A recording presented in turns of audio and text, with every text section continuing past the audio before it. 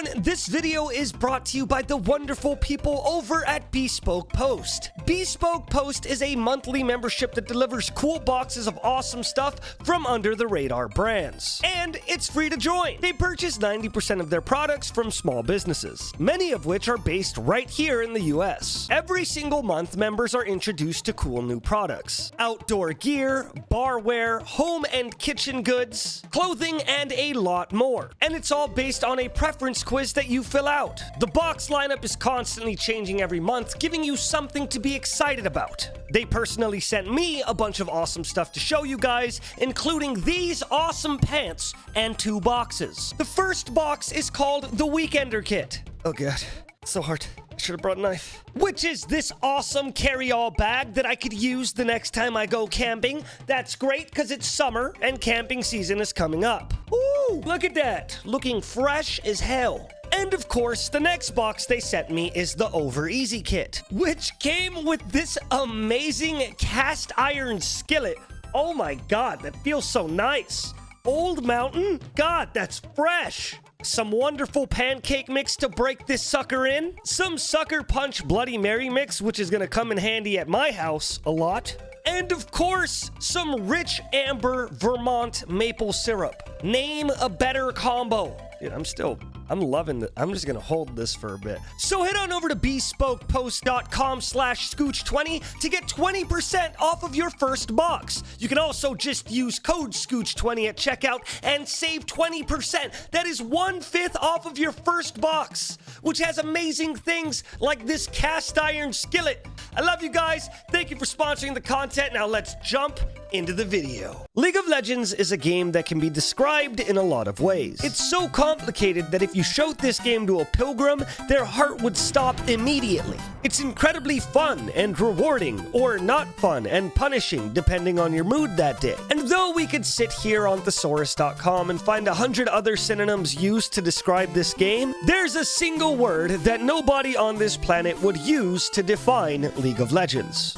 And that word, of course, is balanced. To say League of Legends is balanced these days is a crime punishable by death, or at least a lot of angry comments on the internet. And though I genuinely mean it when I say that I believe the balanced team is doing what's best for the players and the state of the game, keeping this game balanced when half the roster looks like they're from Genshin Impact, while the other half of the roster looks like they're from Power Stone 2 for the Sega Dreamcast is impossible. There will always be something new to threaten the idea of balance. Because as you may have noticed since Yasuo's creation in 2013, new champions have to be fun for the person playing the new champion. But Scooch, what about the other 9 people in the game? Oh, that's easy.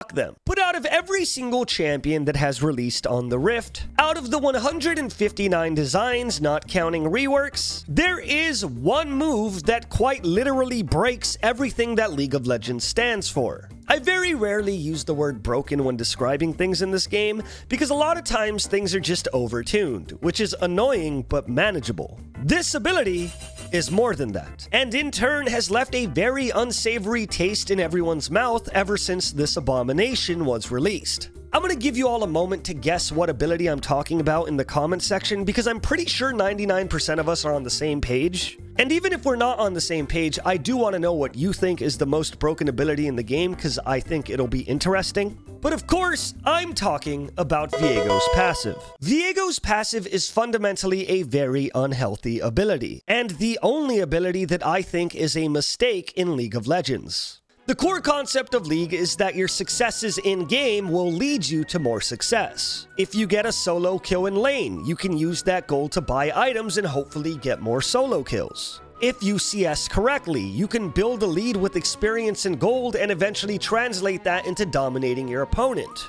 And generally speaking, this is how every single champion in League of Legends works, except for Viego. And it's all because Viego's passive isn't directly tied to how he's doing at all. It's tied to how the enemies are doing. Viego can literally int for the first 15 minutes of the game, only to get a single reset in a teamfight and then use the advantage he gave the enemy team in the first place. It's like working for 40 hours at a very hard job, happily collecting your paycheck after all of the blood, sweat, and tears, and then being forced to play rock, paper, scissors with a random guy outside for all of your cash. I mean, sure, one can argue that Viego has the highest skill ceiling, because he technically does have to know what every single character does to get max use out of his passive. But getting an entire spell rotation multiple times in one teamfight is actually unbalanced. This also leads to the unfortunate situation where a bad Viego still has the capacity to do great,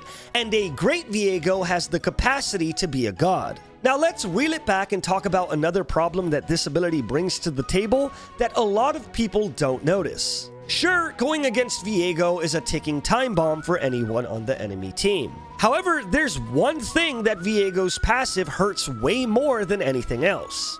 And that, of course, is Viego. Viego's passive is so powerful by design that they have to completely ruin Viego's kit in order to compensate. No pun intended. His W has AP scaling, which he does not benefit from, and at most it only stuns a single target for 1.25 seconds, which is exactly how long it'll take you to scroll down and hit subscribe if you're enjoying the content. Also ring the bell because that helps the channel too. His clear isn't fantastic. His ultimate scales off of crit, which is almost never worth building. He's relatively immobile, his damage numbers are low. Hell, Grievous Wounds has been buffed 400 times since his release, which makes sustained heavy playstyles like Viego's feel awful to play. And this list of flaws with the champion itself go on and on and on. As much as I want to say that Viego himself, the guy, requires a buff, he's going to be left in this weird purgatory state because they strapped a bomb to his back at the cost of his kneecaps. What's crazy is that there are a lot of characters in this game that are based around their one big ability. Master Yi's Alpha Strike is potent and very strong, and the rest of his kit is built around making that ability succeed. Tryndamere's ultimate is very hard to deal with, and his entire kit is based around staying in the fight until the last possible split second. However, Viego is not like these two at all. His passive is almost an entirely different entity from Viego himself, with his ultimate being the only thing attached to his kit that would make it work. And again, it's okay for champions to lean heavily into one ability, like Nasus, Zeri, Blitzcrank, Malzahar, etc., etc. But Viego doesn't lean into this ability.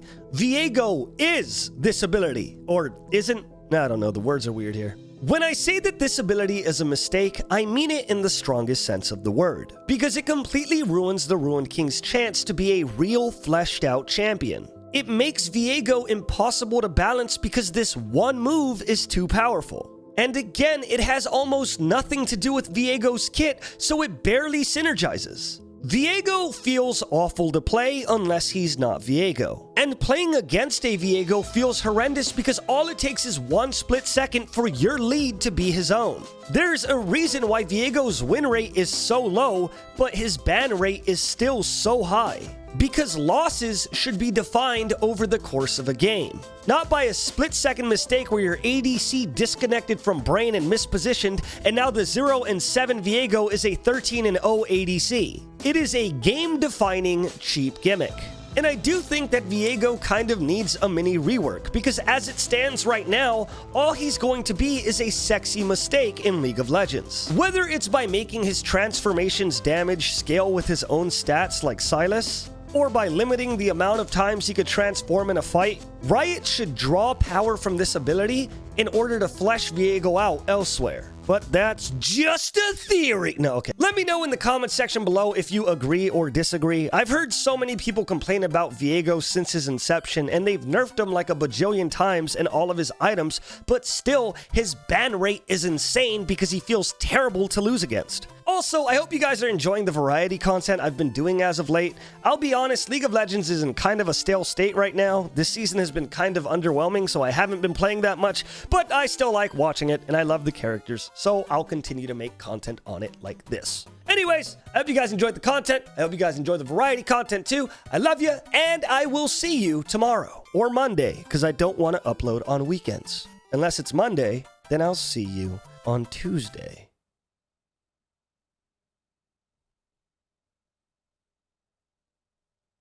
Yeah.